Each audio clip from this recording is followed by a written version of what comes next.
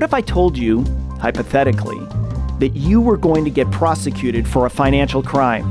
What if I told you that the lead prosecutor going after you not only worked for the Chief Justice of the Supreme Court at one point, but also successfully prosecuted the former Speaker of the New York State Assembly and prosecuted individuals associated with the Genovese organized crime family of La Cosa Nostra? Would you be worried? Maybe a little afraid? In this episode of CFTC Talks, we're going to speak to that prosecutor who now works at the CFTC and is in charge of going after bad guys and women. You know, we're gender neutral here at the CFTC. Welcome to CFTC Talks. I'm your host, Andy Bush. Just a quick reminder, there is a disclaimer at the end of the show that's important for you to hear. Now, today we're going to be speaking with James McDonald, or Jamie McDonald, the new Director of Enforcement at the CFTC. We're going to cover a lot of ground on what his background is, his career, lessons he's learned, and what he now does for the agency. Jamie, welcome to CFTC Talks. Thanks, Andy. Thanks for having me. Yeah, it's great. Hey, before we get on to what you do for the agency, which is kind of interesting to say the least, I want to spend a little bit of time talking about your career in education because I think it's uber cool.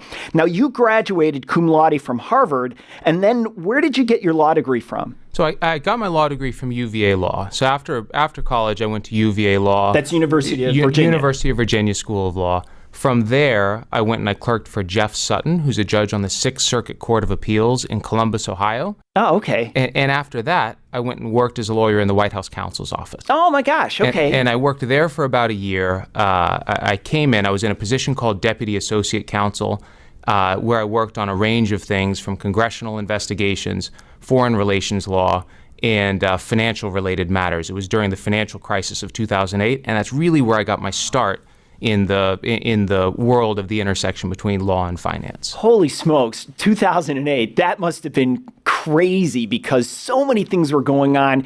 And I know everybody within the administration was trying to figure out like what's happening, what's going on. Was there anything that stood out to you at that time? It was really an incredible time to be in government. I came in really not knowing that a large part of my focus would be financial-related work. Right. So the one thing that stood out was it was an example, really, I think, of a team of people working towards a common goal and mission, not necessarily knowing what their particular responsibilities would be 6 months, 9 months, a year down the road. It was a group of people working together trying to figure out the best ways to solve problems. Under duress. And the problems that came up were the financial problems. Yeah. And we just worked day and night to try to figure out the best way to handle them. Wow, that's amazing. Well, tell me about working or clerking for Chief Justice Roberts. This is amazing that you got that opportunity, and what a wonderful learning experience. So coming off the work in the White House counsel's office, I had the chance to clerk for Chief Justice Roberts, and that was really, looking back at my career, however many years down the road, I think I'll always look at that as one of the highlights of the career. I can imagine, yeah. Professionally, to have the chance to work at an institution like that,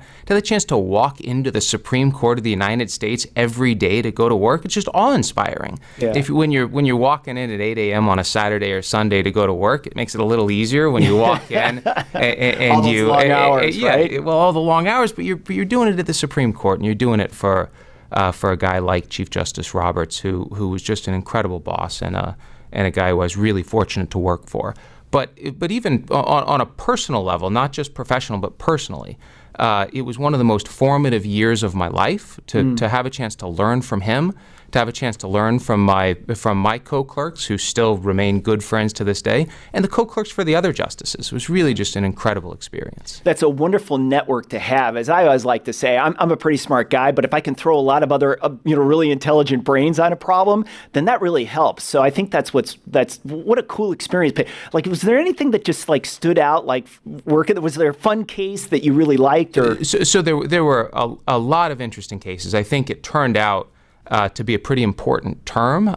There was an important Second Amendment case called McDonald that the court decided. There was an important white-collar crime case, United States versus Jeffrey Skilling. There also was one of the more important campaign finance cases in recent history, Citizens United, that was decided during the term. Oh, yeah, Jeffrey Skilling, a little Enron action there. Yeah, exactly. That's right. So that maybe was my second, the second interaction I had with the intersection of law and finance, and here specifically white-collar crime. But the one thing that you asked sort of, is there one thing that stands out? Right. I'll tell you the thing that stood out to me the most was having the chance to work with my co-clerks and with the clerks for the other justices, to be surrounded. You talk about getting the best brains or the highest quality people in the room. For me, to be exposed to that quality of work, that work ethic, it really caused me to want to up my own game. and I still think now when I'm working on something, I try to bring the same sort of seriousness of purpose that everybody had in that job to all the jobs I've had after that. I can't imagine. The bar goes pretty darn high, right, when you're among those guys. So you always want to be on your toes. You always want to be going forward. That's awesome. That's right. Well, how did you end up in the Southern District of New York? So in the White House counsel's office, I worked, 3 of my bosses had come out of the U.S. Attorney's office in the Southern District of New York. In law school, I really didn't know a lot about that U.S. Attorney's office. I thought I wanted to be in court, I wanted to be trying cases, I wanted to be prosecuting, but I didn't have any sort of specific idea about exactly how I wanted to do that. And then working for these guys in the White House counsel's office, they had said, if you can possibly get into that office, if you can figure out a way to get them to hire you, you got to get there. And I was lucky enough to get hired there. And I think along with the clerkships and the other experiences we've talked about, it was one that I really had the chance to grow as a lawyer and as a person. Well, to that end, let's talk about the Genovese case. How long did it take to put that thing together, and what was your favorite part of it? I mean, this is just, anybody who's a fan of like The Mob or any of those shows just has to love this. Well, I'll tell you, that case, that was really an interesting case and a great one to be a part of. But that one in particular, the investigation didn't go quite as long as you might have thought.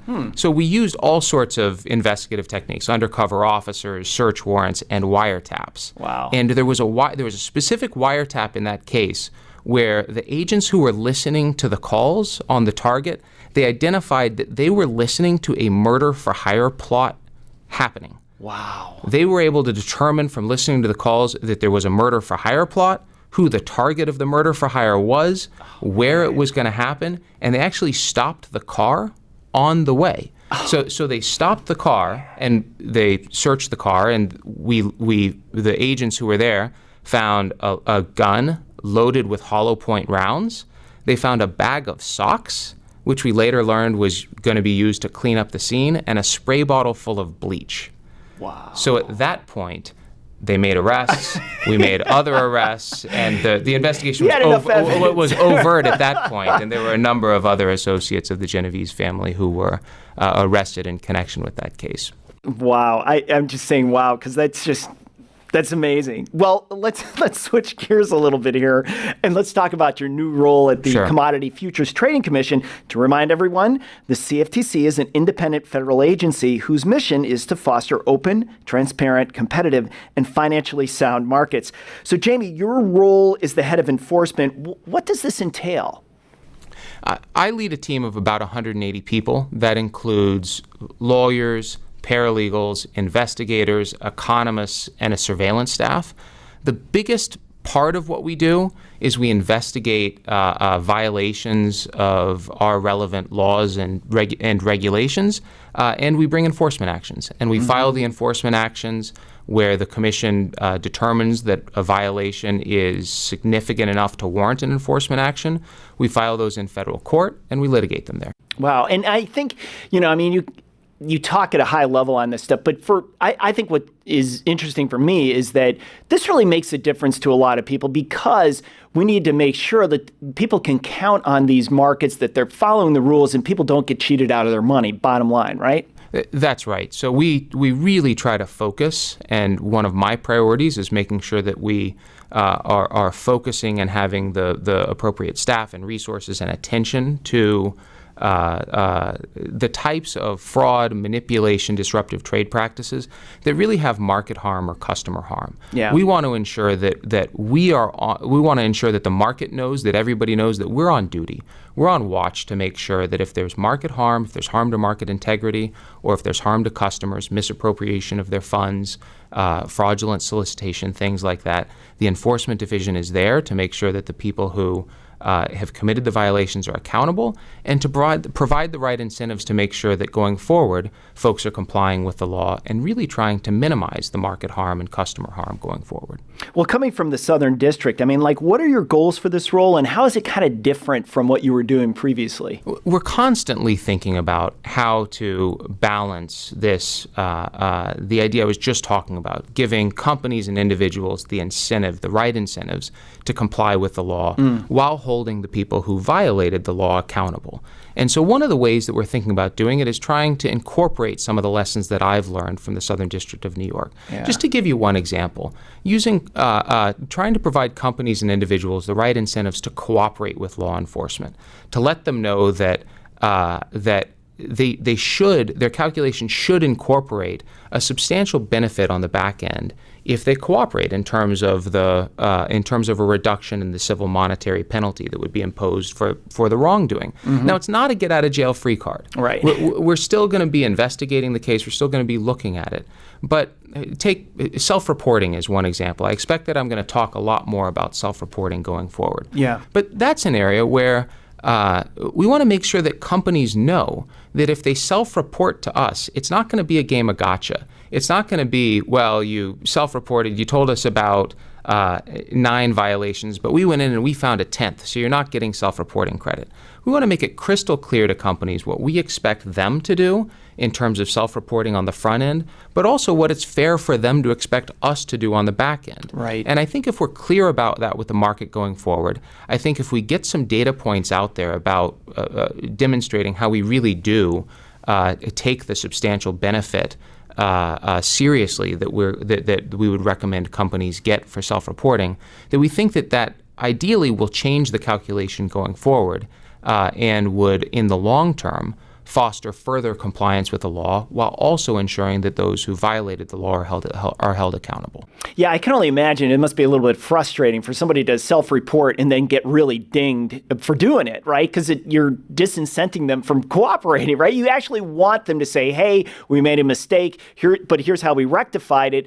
Take a look at it, and you try to see if it's, institutionalized, that this mistake would keep happening, or whether or not it was a one-off. And hey, let's make sure that this doesn't happen again, so things work properly in the future. That's exactly right. But even more than that, the company has to make this decision at the front end. The company has to make the decision about whether to self-report long before they're going to know what potential break they're going to get on the penalty. So I think it's particularly important for us to be very clear and very transparent about how we're treating self-reporting, about Right. the kinds of things that count as self-reporting. It has to be a real self-report. It can't be that you'd self-reported to one agency, one law enforcement agency, or you were required to self-report it under the law, or you had some public disclosure requirement under some other legal provision. You have to actually come in and self-report and say, here's the wrongdoing that we've identified. It's okay if the company says, we aren't even sure whether we've identified all of the wrongdoing. We're still looking at it,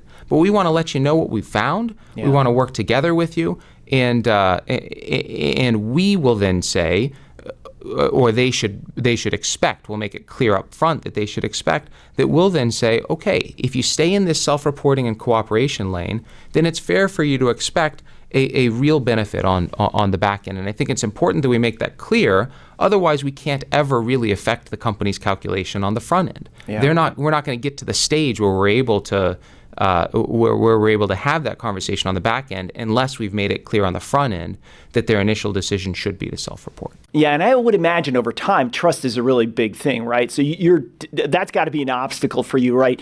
From where this agency has been, where they went through a really condensed time frame, made rules, put them out there. And now the agency is stepping back and looking at these things. And that's got to be part of your role, too, to say, hey, look, we want to make sure that you guys are, as you described, staying in that lane, doing this, but you have to be really consistent, I think, in that. That's got to be a challenge and something that you're thinking about a lot. That's right. That's one of the things at the forefront of my mind is just trying to figure out how to make that clear. And by the way, part of self-reporting and cooperation means identifying other areas or others who were involved in the wrongdoing. So it's not it's not like everybody will get a free pass, or that if we're giving companies self-reporting credit, that we're not going to go after the individuals who are involved. Of course, we're going to investigate the individuals that were involved, and we'd investigate other companies that were also involved in the wrongdoing. The point is only, you can almost imagine the conversation that a CEO would have with his general counsel or her general counsel, where the CEO says, okay, what's the problem? And the general counsel says, well, we've identified this problem. CEO says, okay, have we taken all the internal steps that we need to take? Yes. Have we complied with all of our public reporting requirements? Yes. Okay, now we got a decision to make. Should we self-report to the agency or not? And the general counsel will say, well, that depends. Which agency are we talking about? And let me tell you a little bit about the experience that we and others similarly situated to us have had with this agency with respect to self-reporting. And I think if I can make it clear what should be expected from us and what we expect from industry, and if we can get a few data points out there really showing that we're going to take this seriously, I hope that conversation more and more tends towards self-reporting, because I could imagine sitting, if I were sitting in that CEO's seat, I would say to the general counsel, look, we'd really like to get out ahead of this. We'd like to show the company that we take compliance seriously. If we're going to change the culture and make it a culture of compliance, it's fair for them to look to the top. We're asking them to self-report internally. There's nothing that strengthens that or fosters that sentiment more than having us self-report.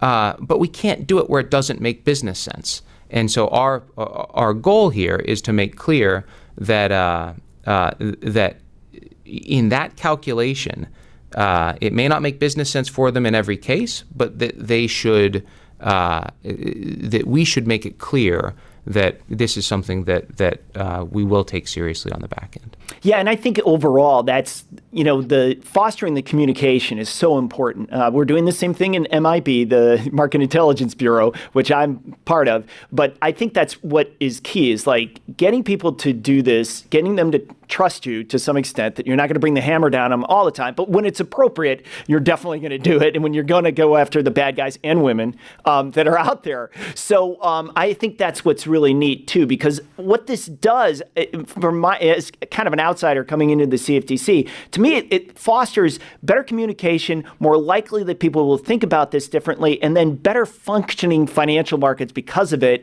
and that benefits everybody. I think that's right. Ultimately, again, our goal as the enforcement agency within the CFTC, a CFTC goal is to increase compliance with the law and regulations going forward. Yeah. And our goal within, as the enforcement division within that structure, is to try to figure out ways where our enforcement actions can be designed to have the broadest impact, or our enforcement policies can give the right incentives to companies so that they'll comply with the law. Yeah, that makes sense. All right, before I let you go, I got to ask you, as you look back over your career, what do you think are the top 3 things that, like lessons-wise, that kind of stand out to you?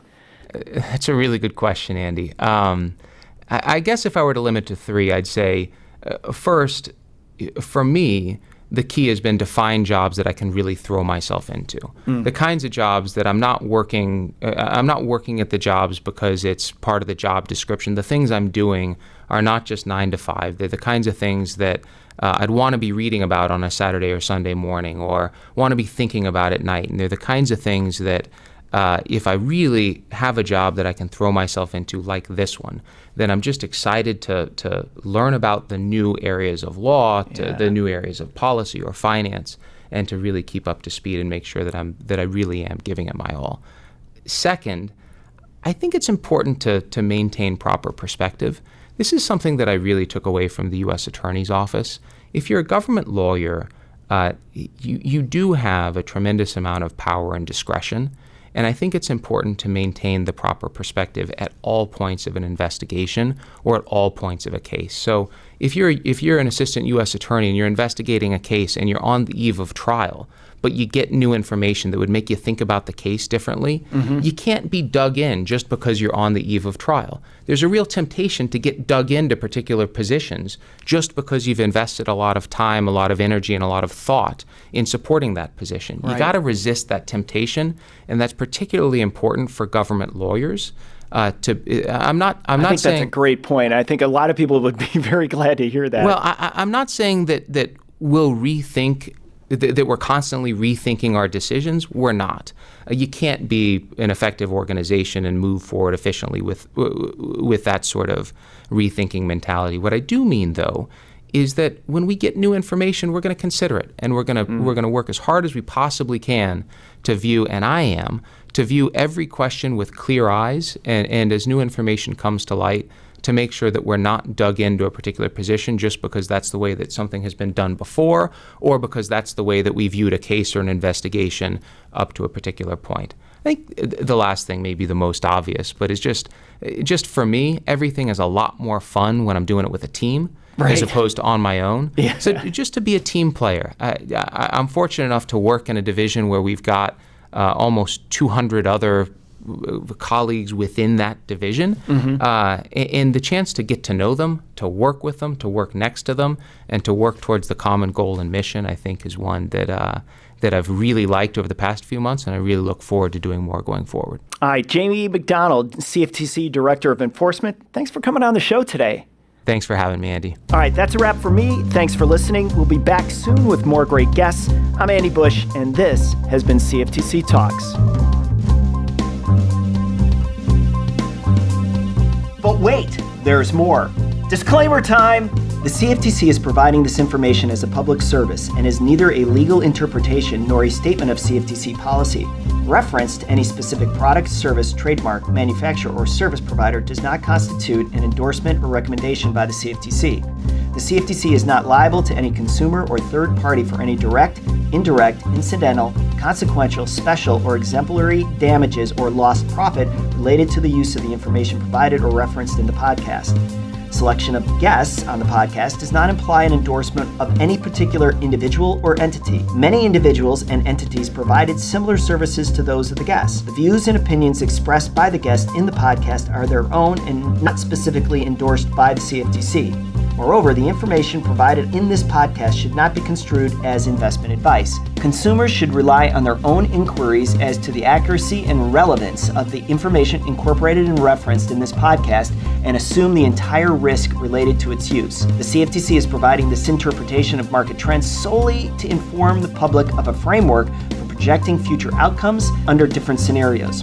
If you have any questions concerning the meaning or application of a particular law or rule administered by the CFTC, please consult with an attorney.